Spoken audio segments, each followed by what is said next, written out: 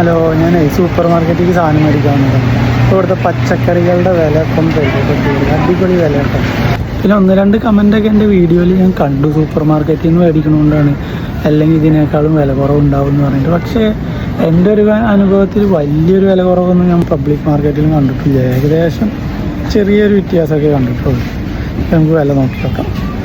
ക്യാരറ്റിന് വരുന്നത് 307 ഇന്ത്യൻ രൂപയാണ്. പിന്നെ വരുന്നത് കുക്കുംബറാണ്. കുക്കുംബറിന് 375 ഇന്ത്യൻ രൂപ. പിന്നെ ചെറുനാരങ്ങക്ക് 495.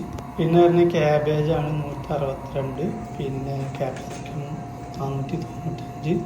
ബ്രൊക്കോളി 870. കോളിഫ്ലവർ 720. മുളകിൻ്റെ പ്രൈസാണ് അടിപൊളി, 1110.